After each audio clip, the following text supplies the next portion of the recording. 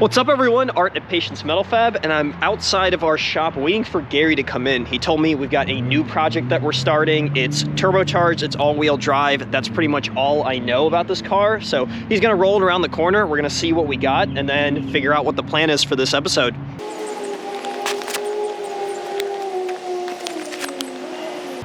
Whatever it is, I hear it, it's coming our way, and it is not what I expected. You guys are gonna see in just a second.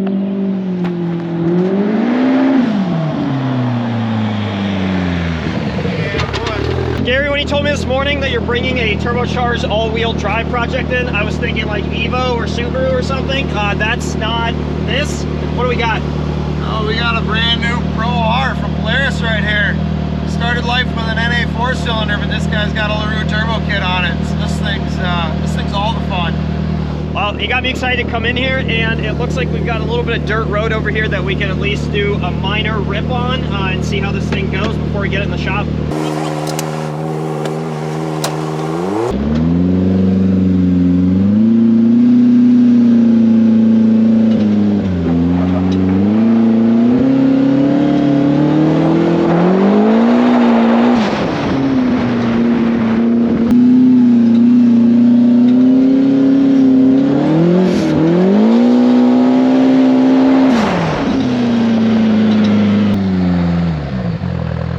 Pro R is basically their desert machine, wider, longer, but it does come with an NA 4-cylinder. That's a first entry for Polaris. Everything in the past has been 2-cylinder, 3-cylinder stuff. So a little bit of a larger, more stout motor. And then of course, companies like LaRue jumped on putting turbo kits out there on the market for them right away.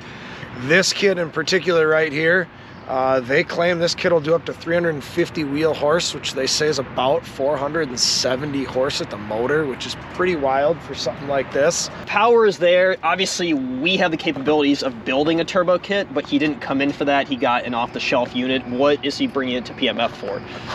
I mean, you felt how quick this thing is. It's way too much for the factory cage anymore. These cages hardly are enough in stock trim, let alone with that kind of power. So we'll do a full cage on it. We'll do our DOT glass windshield, aluminum roof, set him up with a couple little other accessories, and then he can take this thing out to Glamis and go thrash it without any worries. And being a new age UTV, this cage is pretty decent from the factory. What kind of changes and improvements are we gonna make over it? The material's one of the biggest things. You know, these are thin, they're ERW, they're not DOM, they kind of bolt together. They're just sort of chintzy built. So we'll go to a standard 1 3/4 095 wall DOM, which is what we'd use on any of the race cars. It's what the Pro Champ off-road guys use when racing these things. Like a lot of our customers, one of the biggest complaints you hear about these things is how ugly the factory cages are. In this case, it's big and bubbly. On some of them, it's just way too tall. We're gonna be able to take about 5 inches out of the roof line of this. We'll give it a way more aggressive look, bringing a hard bend and a nice sweep back, kind of giving it that sort of dune trophy truck look. Another critical piece is these things are super narrow. This bar is almost in your left eye when you're sitting in the driver's seat.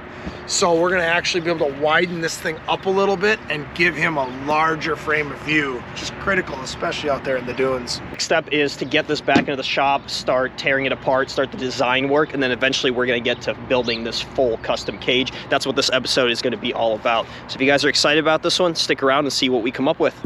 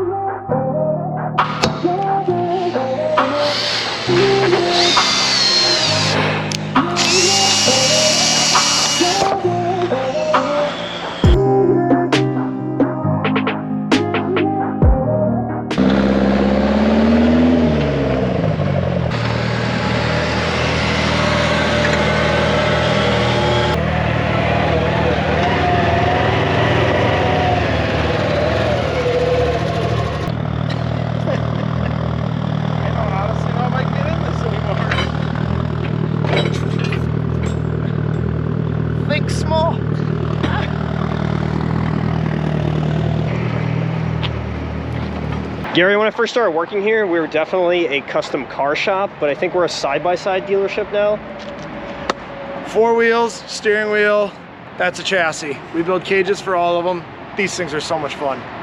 That's fair, and it just seems like we got all of these at once. The focus of this video has been on the Pro R right here, so we're going to talk about the final cage and roof and windscreen in just a sec. I want to kind of go through these and maybe just point out what they are and what we've done on them, and then we'll circle right back to the Pro R.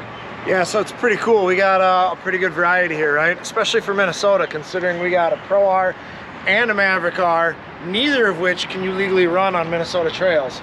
So the fact that we've got them both here at the same time is pretty cool. We got to do cage development on both of them. Both customers are stoked about what it came out with. Obviously the Pro R we're doing roof windshield on. This one's just gonna be cage roof. Then we got the XP over here, a little more tamed down. This is more your Midwest roamer right here. Nice cage setup. Customer wanted kind of a taller roof line, keep it similar to the original, but something that still gives a lot more strength and safety to it. So we'll be doing some intrusion bars added to this one, and then a roof and a glass windshield on this one as well. And my favorite. So it's all gonna start somewhere, right? So Champ Pro Off-Road is a regional series, and the cool thing is, while we build for Andrew Carlson and David Gay, both on the pro level stuff, we also get to work with the kids. So the brand new 200 is out, the 170s are out the door. We're kind of getting, trying to be early to the line on our entry for the homologated cage on the 200s, and maybe we can get some more of these things in. Start them young, then they grow into those things. Let's focus on the Pro R for the rest of this episode. Obviously we did a cage on it. Can we break it down? What do we start with and what's the final result? Yeah, so like everything, right? You got the big factory cage, which the Pro R one actually, compared to other ones, isn't terrible. They went up to 2-inch tubing. It's not multi-piece, it's one piece. So generally speaking, it's actually for once a decent cage by Polaris. However, it's ugly. It doesn't match the profile of the car at all. The car is sharp, it's got, you know, hard lines all over it, comes up in the back, and then you put this big like Volkswagen Beetle looking cage on the top of it. No good. So the biggest thing here to improve on cosmetically was the profile. So we kind of gave it that raked back look. We brought the corner of the windshield back a little bit, give a little bit of a sharper angle, a little bit of a steeper, aggressive look to it, and then bringing the rear corner down just a little bit over the front to give it kind of that, you know, Baja look with the lower rear. We had to follow the intake lines, you know, little subtle touches on the cosmetic side of it, but we never stray from safety. So it's 1 3/4 095 wall DOM.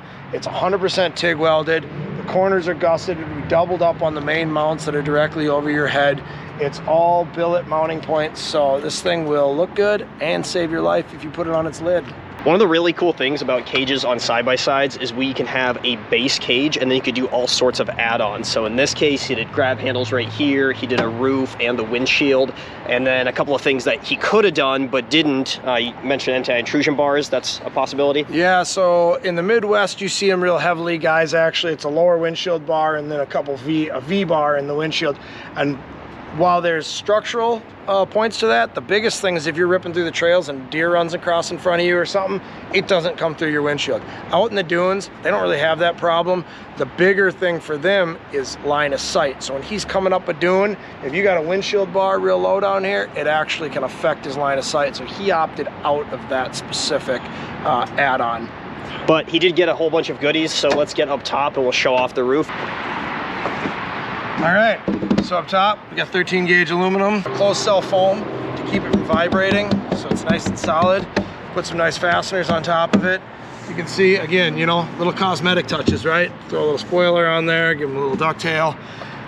But really the idea of it, A, sun, B, if you're in the sand and you put this thing on its lid, the cage bars will sink into the sand. So you want something structural. You'll see some companies that run like 063, which is thinner material. This is 0.100 is the thickness of this, so it's a lot more rigid. You put this thing on its lid, you land on a rock or something, it's not going through. The other piece that we did on this one, and this kind of came from the styling cues of the aftermarket windshield setup he had on his original cage, is hinged it. DOT glass windshield, tempered, or excuse me, laminated. It does certify And then you've got the adjustable brackets on a thumb wheel to allow you to push this windshield out, get a little ducting, release it, drop it down, seal it off, good to go.